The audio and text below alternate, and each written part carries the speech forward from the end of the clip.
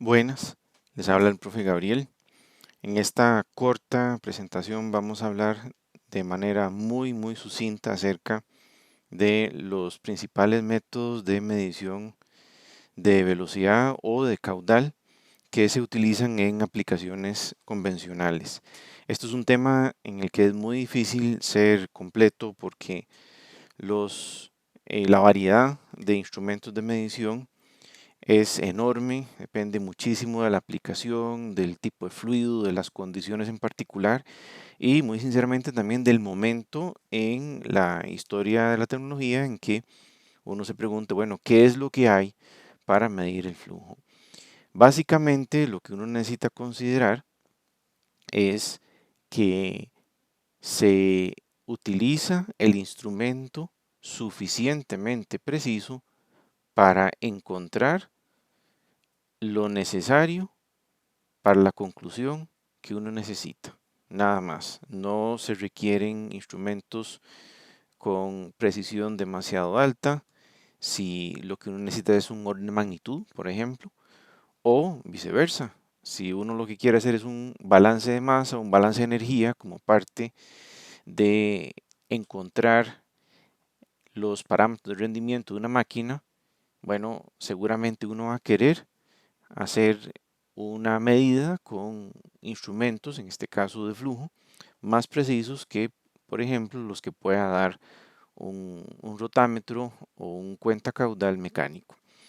El caso es que hay muchísimas diferentes formas de medir el flujo.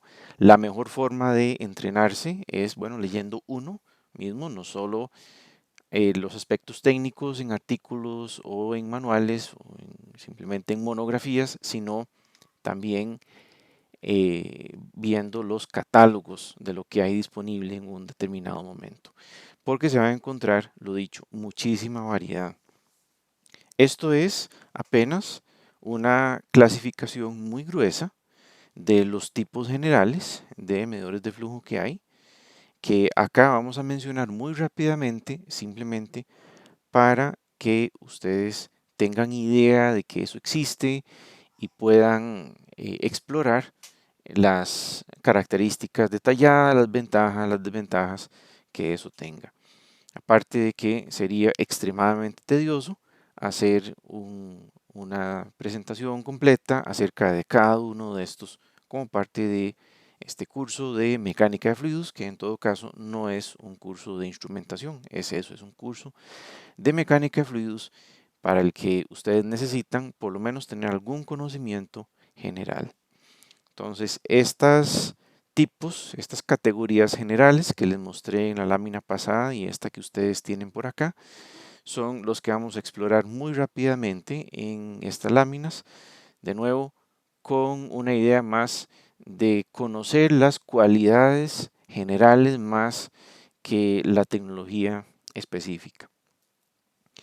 Este es el tipo de anemómetro más conocido, más barato, más común, un anemómetro. Está pensado no tanto para flujos en ductos o flujos internos, que tendrían que ser muy grandes y tendría que haber una manera de acceder rápidamente. Está pensado más para flujos externos relativamente lentos. Típicamente la velocidad del viento atmosférico y de vez en cuando se puede usar en ciertas aplicaciones, por ejemplo en sistemas de descarga de ventilación, de naves industriales, algunos sistemas de aire acondicionado grandes que puede ser que sea suficiente con la precisión relativamente baja que esto nos puede dar.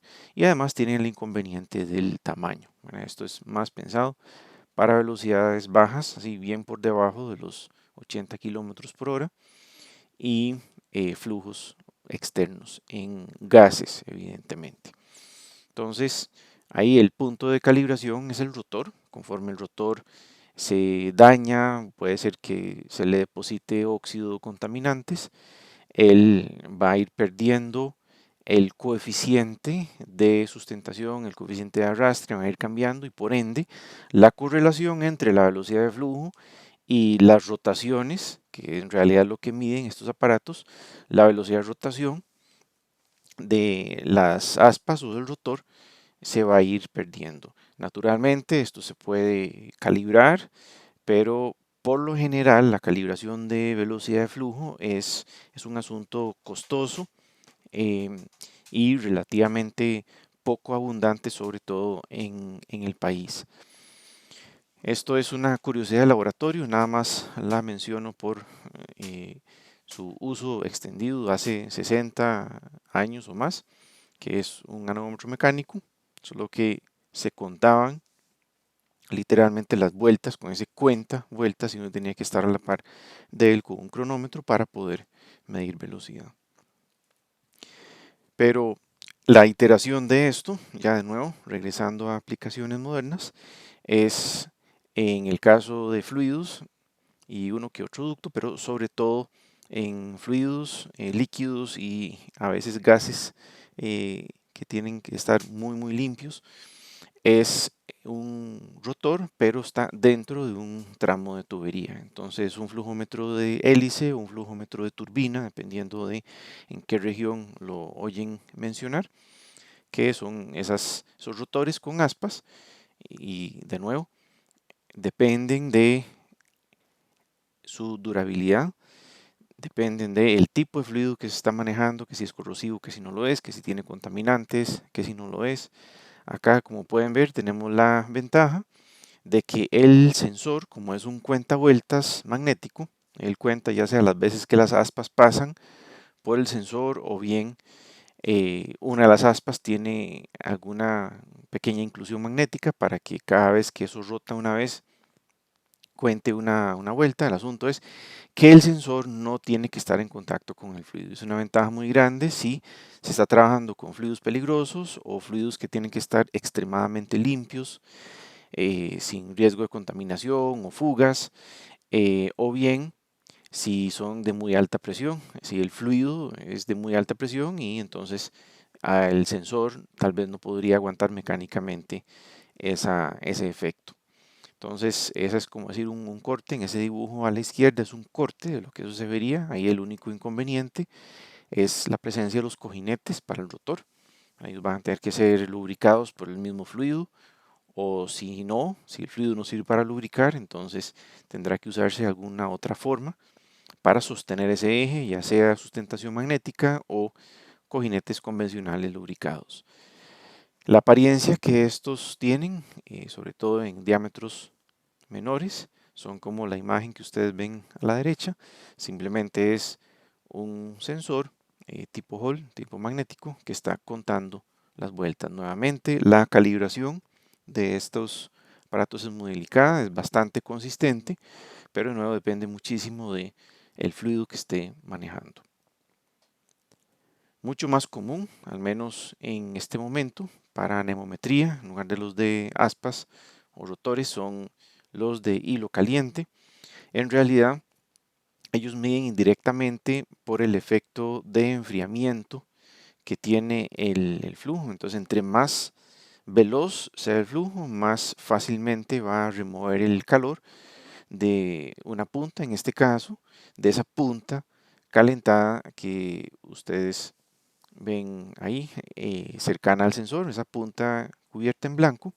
En realidad es una resistencia eléctrica y de acuerdo a la temperatura del flujo mismo, del aire mismo y la temperatura de la punta, esa diferencia se puede medir y entre más pequeña sea esa diferencia, entonces más alta es la velocidad del flujo. Entonces esto tiene, como ustedes pueden ver, ahí una pequeña inclusión negra cercana al sensor. Ese es el sensor de temperatura del aire y ya más cerca de esa punta blanca está el sensor de temperatura de la punta misma. Entonces ese delta T es proporcional a la velocidad de flujo.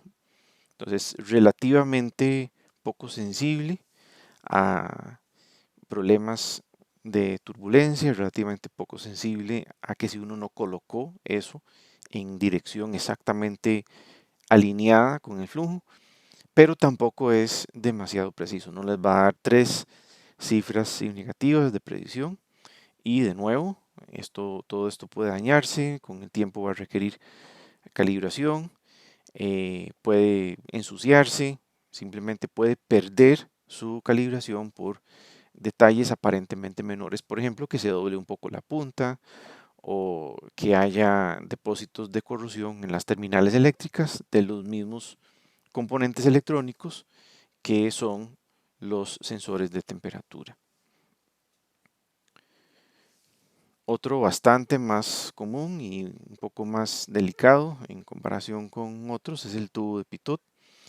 Eh, Hay muchísima variedad de tubos Pitot para medición, para manejar diferentes fluidos, diferentes temperaturas, diferentes entornos. Y asociado a eso también está pues que todas sus características geométricas van a afectar la precisión. Y la precisión viene afectado pues en parte por el hecho si uno alinea bien la punta con la dirección de flujo, la turbulencia presente en el flujo, si el flujo está contaminado, por supuesto, si hay algunas partículas que taqueen algunos de los agujeritos del tubo de Pitot, pues también genera problemas, o si hay hielo o formación de hielo, o si hay condensado, o sea, es susceptible a muchas cosas, pero también es muy resistente, mucho más resistente que, por ejemplo, uno de hilo caliente o los de rotores completamente desprotegidos como los que se usan en anemómetros. De nuevo, hay muchísimos diseños diferentes y en realidad, aparte de la geometría, que como les decía es muy variada, eh, básicamente hay uno para cada aplicación. Todos dependen, eso sí, de una medición de presión, o mejor dicho, una medición de presión diferencial, una diferencia de presión. Los tubos Pitot, como ustedes pudieron ver en la lámina pasada y pueden ver aquí mismo, tienen dos terminales. Una es la terminal estática, otra es la terminal dinámica. La terminal estática es la que se conecta a los agujeros que van perpendiculares al flujo, que son las aberturas laterales que ustedes ven en el tubo Pitot que está más al lado izquierdo. En cambio, la toma dinámica es la que viene en el puro frente, que es el agujero que ustedes ven en la punta. Entonces, esa toma dinámica recibe no solo la componente estática del fluido, sino la componente dinámica. Y por ello me refiero a que, por un lado, las aberturas laterales lo que tienen es únicamente acceso a la presión estática del fluido. En cambio, la frontal recibe la presión estática del fluido y además él está recibiendo todos los impactos del fluido que viene con velocidad y se frena hasta llegar a velocidad igual a cero. Entonces, toda esa contribución que tiende a comprimir ese aire que está de ese lado de la presión total, esa contribución dinámica es el término de la ecuación de Bernoulli, rho v cuadrado entre 2, que es el que me hace la diferencia. Entonces, como pueden ver ustedes en ese diagrama, tenemos un par de sensores, uno para la presión total, otro para la presión estática, y cada uno de ellos se puede usar para calcular la diferencia entre uno y otro. Presión total menos presión estática me aísla el término rho v cuadrado entre 2, o sea, podríamos despejar el valor de la velocidad. O se puede hacer un sensor diferencial, que simplemente que el sensor diferencial sea el que haga la resta. Y esos sensores son un poco más sencillos de fabricar que los sensores absolutos, los que se reciben solo una señal. Un sensor diferencial es una diferencia de presiones y eso es en todo caso lo único que necesitamos, una diferencia de presiones, sensar la diferencia entre uno y otro, que al final es lo que nos puede dar una señal proporcional a la velocidad. Para esto hay muchísimos diferentes desarrollos que ustedes pueden encontrar, como sin duda alguna tuvieron que ver en lecciones pasadas. Esto es simplemente como presentar ya la forma real que tienen estos aparatos, en este caso, ya no como en los sensores industriales que les mostré en láminas pasadas, sino como en una aplicación en aviación, en donde pues es un poco más complicado, tiene igual la toma frontal dinámica, las tomas laterales estáticas, y cada una de ellas se alimenta a un puerto separado para llevarlo a los sensores de presión diferencial o sensores de presión absoluta, con el propósito de encontrar la velocidad. Claro, como esto es una aplicación para aviación, entonces les aparece también algunos elementos que se necesitan para mantener eso funcionando. Por ejemplo, los drenajes, si se le mete agua de lluvia o precipitación, o si hay condensado, por formación de rocío, o puede ser que esto también se vaya a helar, se le hagan depósitos de hielo, para lo cual entonces hay calefactores para fundir ese hielo, descargar esa agua y que ese hielo no vaya a taquear, no vaya a obturar las tomas, evidentemente dando mediciones falsas para el aeromotor, para el avión o el vehículo en que esté montado. Para esto hay muchísima información, insisto, que pueden ustedes explorar por su cuenta. El flujómetro Coriolis es extremadamente preciso. La matemática detrás de cómo se correlaciona la velocidad de flujo con la reacción mecánica que él tiene es compleja, pero funciona aproximadamente como reacción a ese cambio de movimiento. El flujo se alimenta en ese diagrama por el lado derecho, y donde el fluido tiene que dar esa rotación casi completa, entonces hay un efecto de un torque muy pequeño, un torque muy bajo, que de acuerdo a esa velocidad de flujo, esa cantidad de masa, ese flujo másico, entonces así esa tubería va a querer rotar un poco en esa dirección que ustedes ven ahí, en dirección vertical. Pero claro, no lo puede hacer porque está fijo a las terminales de entrada y salida. Entonces, como no puede hacerlo, esa tubería es elástica, pues entonces se genera una muy tenue vibración, y la frecuencia de esa vibración es función de exactamente cuánto es esa reacción de Coriolis.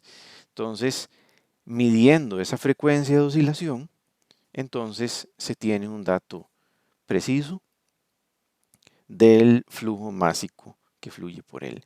Estos sensores son extremadamente costosos, pero a veces son la única opción cuando uno requiere una medición muy precisa del caudal y el fluido de ninguna manera puede estar en contacto con ningún tipo de sensor, ya sea porque es un fluido muy peligroso, o bien si se trata de algo que tiene que mantenerse muy limpio, digamos, totalmente libre de contaminantes. Entonces, ya sea precisión, peligrosidad o una combinación de las dos cosas, o limpieza, como les decía, es lo que nos lleva a usar esto.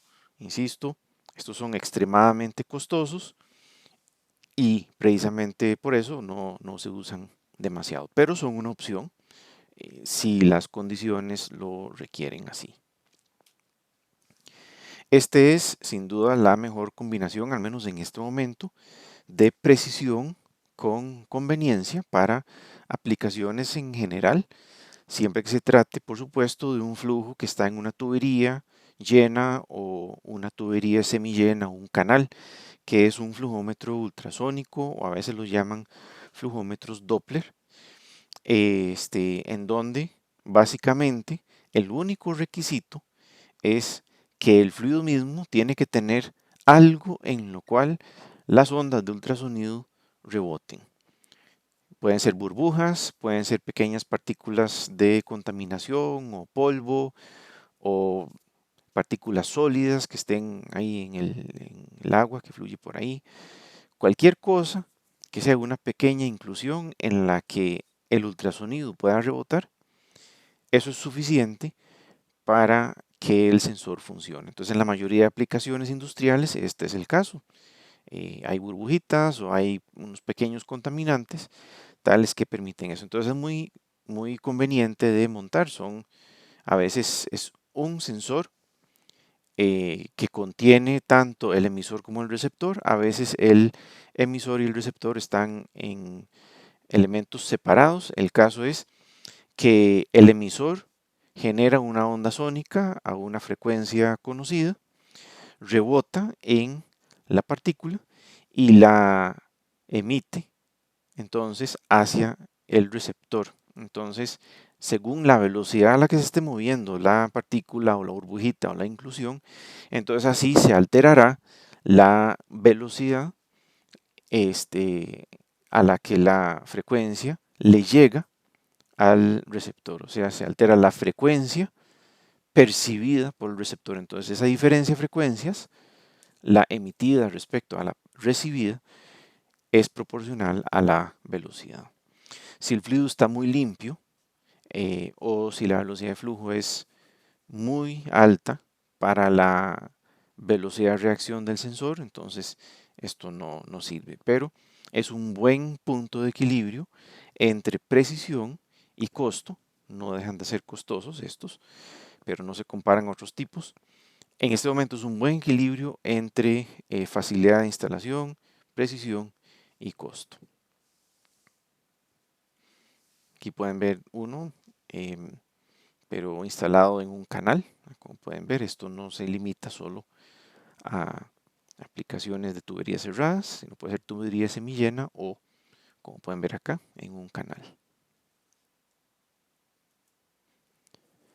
Este es otro tipo de sensor que son básicamente competencia de los flujómetros de Coriolis. Son igual muy costosos, pero sensiblemente eh, son similares en precisión y en aplicaciones. Tal vez se refiere a aplicaciones en donde tal vez no es tan importante el flujo másico, conocer la masa, sino conocer la velocidad. Evidentemente, como más o menos podrán prever un poco por la imagen que ustedes tienen ahí, el flujo sí necesita ser razonablemente turbulento y lo que aprovechan es que tiene una pequeña pieza, una barrita en el flujo, que está atravesado en el flujo, que tropieza el flujo y entonces genera turbulencias, genera vórtices, como decir, en la estela de ese trocito vertical o a veces una pequeña esfera. El asunto es que esas, esos vórtices se forman a una cierta velocidad proporcional a la velocidad del flujo. Entonces, entre más alta la velocidad del flujo, mayor es la frecuencia de formación de vórtices y cada vez que un vórtice se forma, un vórtice nuevo se forma, se genera un pequeño pulso que se puede medir con unos acelerómetros especiales, más bien parecidos más a micrófonos de baja frecuencia, pero tienen razón de mucho más alto costo que un micrófono convencional. Entonces, esos acelerómetros eh, sensibles a las pulsaciones mecánicas que la formación de vórtices genera, entonces es lo que se mide para dar la señal correspondiente calibrada de velocidad. Entonces esos son los flujómetros de vórtice o los flujómetros von Karman. No es una marca, es simplemente el nombre de un científico que estudió precisamente eso, la formación de vórtices hace varias decenas de años. Aquí vamos ya completamente al otro lado de la precisión. Esto es algo muy grueso, es poco preciso, es relativamente poco confiable si uno requiere medir flujo. Esto lo que mide es volumen.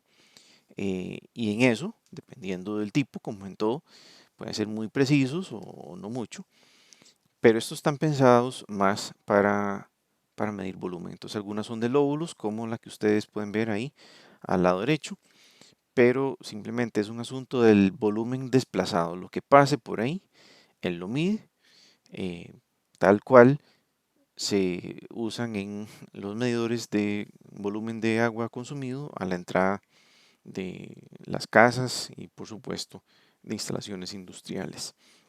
Esto se puede usar en muchísimos otros contextos, como bien podrán imaginarse: distribución de combustible, dosificación de productos, control de consumo de productos de alto costo, o simplemente una forma de inventariar eh, el volumen consumido en un tanque de almacenamiento de cualquier cosa: agua potable, aguas de aplicación especial, alguna dosificación de un elemento, de una solución química, ese tipo de cosas. Entonces son simplemente medidores de volumen más que de caudal.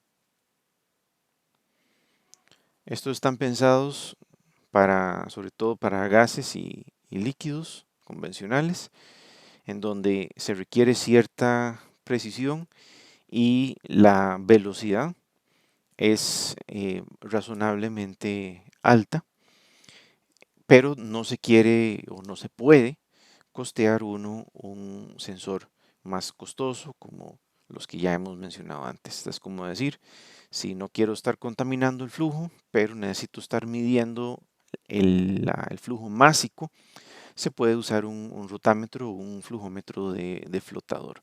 Y aquí no es que flote, sino que esos agujeros, el agujero en el que está metido el flotador, es cónico. Entonces, estos tienen que estar en posición vertical porque la gravedad es la que trata de devolver el flotador. Los flotadores cónicos o el flotador cilíndrico que ustedes ven, el de más a la izquierda, conforme más alta la velocidad, entonces más se tiene que elevar ese flotador cilíndrico o cónico para aliviar, para que tenga por dónde pasar el caudal.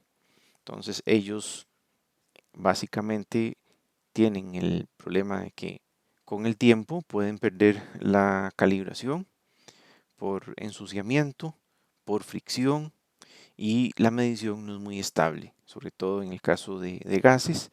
Ese flotador tiende a oscilar, entonces es más como decir un punto de referencia que una medición precisa, pero es mejor que no tener nada. Se puede usar para gases, se puede usar para líquidos como mencioné antes. Ahora pasamos a más medidores de flujo por presión diferencial. El primero de ellos era para flujos externos, el tubo Pitot, por ejemplo, o este, para aplicaciones en donde el ducto es relativamente grande. Aquí es cuando estamos manejando una tubería de cualquier diámetro, diámetros grandes, diámetros pequeños.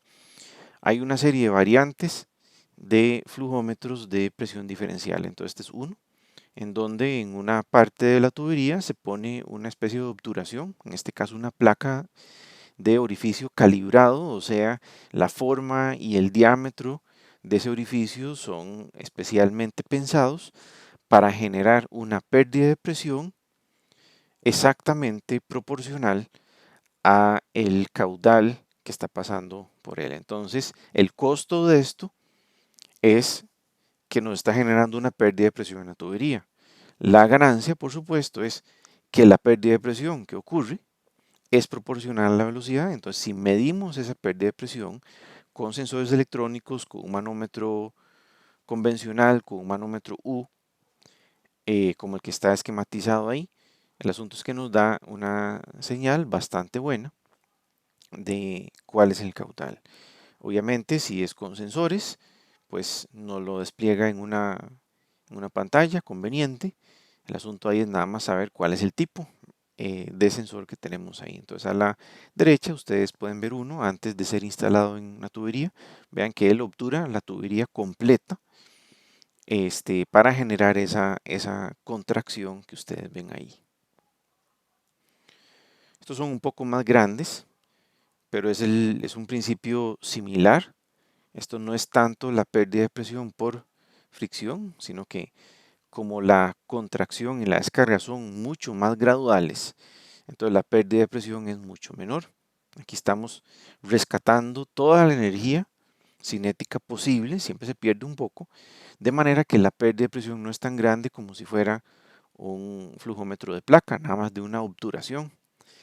Igualmente, necesitamos encontrar la diferencia de presiones, pero no entre la alimentación y la descarga, sino entre el punto de máxima presión, que sería la entrada, y el punto de mínima presión, que como ustedes podrán imaginarse es en donde la velocidad es mayor. Básicamente es aplicar la ecuación de Bernoulli, pero a un instrumento de medición. Entonces el punto de mínima presión es donde hay máxima velocidad. Entonces esa máxima diferencia de presión nos permite obtener una lectura más precisa porque estamos ampliando el ámbito de operación del medidor de presión, y en este caso es un medidor de presión diferencial, igual que en el caso anterior y en el caso del tubo pitot es un medidor de presión diferencial. Lo que necesitamos pueden ser manómetros convencionales, un manómetro U si la presión es suficientemente baja, sensores de presión digitales como el que ustedes ven ahí montado en la imagen a la derecha.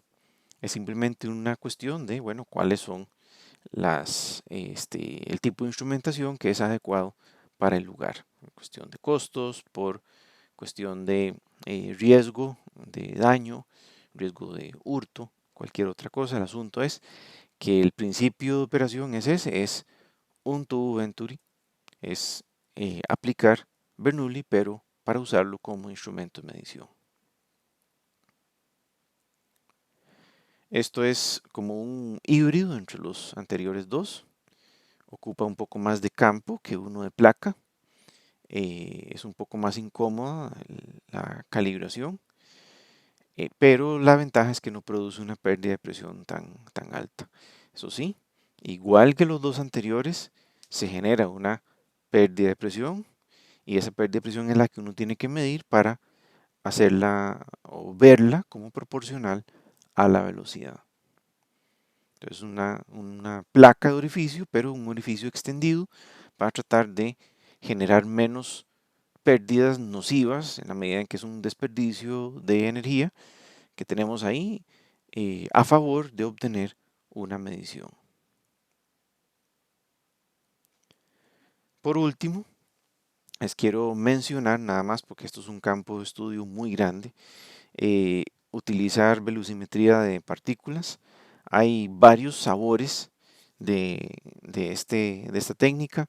Tal vez la más conocida es la que usa un plano de luz láser o luz LED para que se pueda ver y grabar directamente las partículas, ya sea agregadas a propósito o las partículas que de todas maneras hay presentes en el flujo, ya sea un líquido o un gas, para seguir su trayectoria y con base en esa trayectoria que se graba en una cámara digital por general, con base en esa trayectoria entonces se pueden calcular indirectamente las velocidades, ¿verdad? Sabiendo las diferencias de posición y el periodo que transcurrió entre una imagen y otra, entonces se pueden estimar las velocidades locales y las velocidades van a ser pues mucho más precisas que nada más tomar una medición puntual con un tubo pitot o con un